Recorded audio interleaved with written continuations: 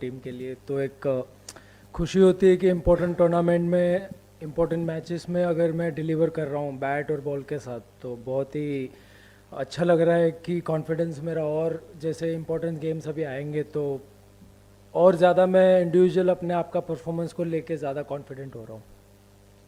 Hello Jadeja, this is Kaushik from times Bangla.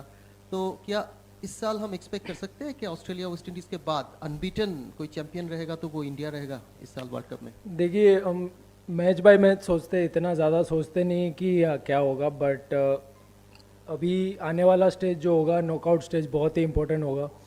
तो जैसे ही team का मोमेंटम है, जैसे ही बैटिंग बॉलिंग हर डिपार्टमेंट में हम एज ए टीम क्लिक कर रहे हैं तो कंटिन्यू करेंगे और कोशिश करेंगे कि यही आने वाले सेमीफाइनल में और फाइनल में ऐसा बना रहे बस। जिद्दू, थोड़ा पिच के बारे में अगर आप बताओ। अभी साउथ अफ्रीका के कोच आए, उन्होंने कहा 320 का विकेट तो नहीं था, मतलब बहुत रन लगे आपके उस हिसाब से, तो थोड़ा विकेट कैसा बिहेव किया फर्स्ट हाफ में, फिर सेकंड हाफ जब आपने बॉल डाला पंजा लिया तो थोड़ा विकेट के बारे में आप बताओ कैसा था? थिंक जब उन लोग बॉलिंग डाल रहे तो ज़्यादा हेल्प था, मेरे ख्याल से टर्न ज़्यादा था और विकेट का में बाउंस भी इतना नहीं था। बट अभी अगर मैं पर्सनली मेरा ओपिनियन अगर आप बोलोगे तो जो दोपहर में विकेट चल रहा था और अभी चल रहा था वो अभी थोड़ा इजी हो गया था। इजी नहीं कहूँगा बट ठीक था। बट दोपहर में तो टर्न भी था और स्लो भी था तो बैट्समैन मार ही नहीं सकते। बट क्रेडिट विराट और जो मिडिल ऑर्डर बैट्समैन ने उन लोग के स्पिनर्स को हैंडल किया वो बहुत ही अच्छा था। और हमें आइडिया है कि कलकत्ता जब भी आते हैं तो थोड़ा बाउंस कम रहता है और स्पिन भी रहता ही है, तो मे बी वो एक एडवांटेज था कि हम लोग को पता था कि स्पिन होगा और विकेट स्लो ही खेलेगा, तो वो मेंटली प्रिपरेशन दिमाग में वो लेके खेल रहे थे। जडू, लास्ट 2-3 मैच से हम जैसे देख रहे हैं न्यू बॉल से जैसे हमारा शुरुआत हो रहा है, they are taking wickets with the new ball. तो एज ए स्पिनर जब अब उसके बाद आते हैं तो कितना आसान होता है आपके और कुलदीप के लिए, तो थोड़ा सा इस बारे में ज़्यादा।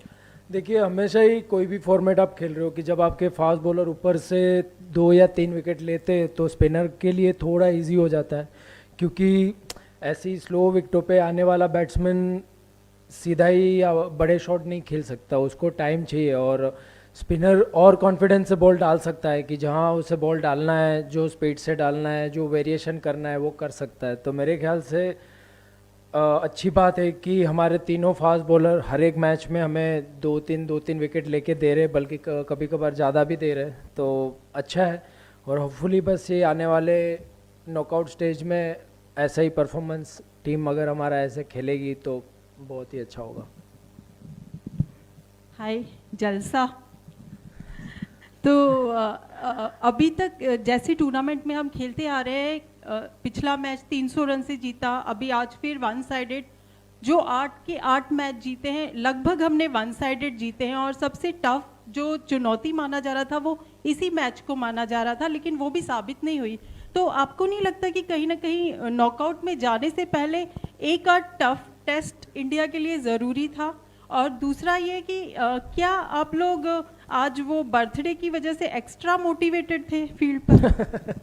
नहीं नहीं, बर्थडे और इंडिया के लिए खेलने से कोई कुछ भी चीज़ रिलेटेड नहीं है। जब भी इंडिया जर्सी में हम खेलते हैं तो हर एक दिन बर्थडे ही होता है, क्योंकि बहुत कम लोगों को मौका मिलता है इंडियन जर्सी पहनने के लिए, तो बहुत ही बड़ी बात होती है। बट नहीं, अगर बर्थडे के दिन अच्छा परफॉर्मेंस किया और टीम जीती हो तो और वो डबल स्पेशल हो जाता है। और जैसे आपने पूछा कि कोई टफ मैच क्यों नहीं बना, तो अच्छी बात है कि टफ मैच बनना भी नहीं चाहिए। सामने वाली टीम अगर खेलने आए तो उनको लगना चाहिए कि वो और प्रेशर में और पैनिक कर जाए कि उनका जो प्रिपरेशन है कि भाई ये इंडिया के सामने खेलने जाएंगे तो उनकी टीम बहुत ही ज़बरदस्त परफॉर्म कर रही है बैटिंग बॉलिंग फील्डिंग में, तो यही होना चाहिए। और मैं कहूँगा कि ये वाला जो अभी स्टेज आएगा वो तो और इम्पोर्टेंट है। तो अगर हम वन साइड मैचेस जीत रहे हैं तो सामने वाली टीम के ऊपर और दबाव बना रहेगा। Jaddu, continue the same question. Virat का जो 4900 है, सचिन तेंदुलकर के ओडीआई 100 के रिकॉर्ड की उन्होंने बराबरी की है। हर तरफ टॉक ऑफ द टाउन के टॉक ऑफ द नेशन था ये। कहीं ना कहीं इंडियन टीम को भी इसके बारे में पता होगा, तो सेलिब्रेट कैसे करेंगे? कुछ है स्पेशल अरेंजमेंट, कुछ प्लान करेंगे अभी? नहीं, अभी तक ऐसा कुछ है नहीं, बट जो भी मतलब 49-50 जो भी है ये घी थाली में गिर रहा है तो अच्छा है, कहीं बाहर नहीं जा रहा है। तो चलते रहने दो, और क्या है उसमें, और खुशी की बात है कि इम्पोर्टेंट गेम्स में और इम्पोर्टेंट टूर्नामेंट है, और ये वर्ल्ड कप इंडिया में हो रहा है, तो जितना भी रिकॉर्ड टूटे, रन्स बने, विकेट ले, सब हमारे लिए अच्छा ही है, तो बस चलने दो, नज़र मत लगाना किसी की। रविंद्र, 1 मिनट के लिए मैं आपको बोलूं कि आप कैप्टन के जैसे सोचें और आपके पास आपके जैसा खिलाड़ी हो जो 10 ओवर कर रहा है, हर मैच में 50 से अंदर रन दे रहा है, बैटिंग भी कर रहा है, फील्डिंग में, तो आप कितने खुश होंगे? देखो, मैं तो खुश तो बहुत ही हूँ, और आपने कैप्टन की बात कही तो मैं तो पहले मैच से ही कैप्टन की तरह ही सोचता हूँ, बट बना नहीं हूँ, वो अलग बात है। बट ऐसे ऐसे ऑलराउंडर का रोल यही होता है कि अगर कोई ऐसी टफ सिचुएशन में थोड़े 30, 35, 40 रन बनाने पड़ते, और जब पार्टनरशिप लगी हो तब एक आधा विकेट आउट करके पूरा गेम चेंज कर सकते हैं, तो वही उनका रोल होता है। और कोशिश मैं यही करता हूँ कि इम्पैक्टफुल परफॉर्मेंस रहे मेरा, बैटिंग में या बॉलिंग में, जब टीम को ज़रूरत हो, कोई भी डिपार्टमेंट में। और फील्डिंग तो मैं कभी भी ग्रांटेड नहीं लेता हूँ, मुझे भी लगता है कि मेरे से भी कैच छूट सकती है, तो मैं और तैयार रहता हूँ कि मेरे पास अगर कैच आ गई तो रिलैक्स नहीं रहता हूँ फील्डिंग पे, तो बस कोशिश करता रहता हूँ। बाकी कभी कभार होती है, कभी कभार नहीं होती है, बट कोशिश लगी रहती है। रविंद्र, जब टॉस जीते तो काफ़ी आसान रहा होगा कि पहले बैटिंग करनी है, उनका जो रिकॉर्ड था वो देख के, और दूसरा ये कि कुछ आइडिया था कि विकेट थोड़ी स्लो हो जाएगी स्पिनर्स के लिए? नहीं, टॉस जीतने के बाद हम अपने आप को चैलेंज करने का देख रहे थे, क्योंकि अगर हम दोपहर में बॉल डालते तो शायद अलग और इतने रन ना बनते, क्योंकि मैंने जैसे कहा कि बहुत ही रुक रहा था और बाउंस भी नहीं था और टर्न ज़्यादा हो रहा था, लगातार टर्न हो ही रहा था। तो एक चैलेंज अपने आप को करने वाली बात थी कि हम पहला बैटिंग लेके सेकंड अगर ड्यू भी आ जाता है तो ड्यू के साथ हम कैसे बॉल डाल सकते हैं, क्योंकि नॉकआउट स्टेज में कभी अगर ऐसी सिचुएशन आ गई तो हमको वो सिचुएशन में कैसे सिचुएशन को हैंडल करना है वो पता होना चाहिए, तो बस वही एक रीज़न था। जड़ू, आपने तो विराट के 4900 में से मैक्सिमम उसके साथ क्या कुछ खेले भी हैं, साइड लाइन से देखे भी है, तो इस पिच को देखते हुए इस 100 को आप कैसे असेस करते हो, कहाँ पे रखते हो एज अ प्लेयर इस क्वालिटी के 100? देखिए, बहुत मैं कहूँगा कि ये उसके लिए भी स्पेशल होगा और टफ होगा, क्योंकि जैसे विकेट दोपहर में था, एक टाइम पे ऐसे लग रहा था कि 260 270 भी ठीक है ये विकेट पे, और वो टाइम पे स्ट्राइक रोटेट करना, बाउंड्रीज लेना, तो वो मेरे ख्याल से बहुत ज़्यादा चैलेंजिंग था।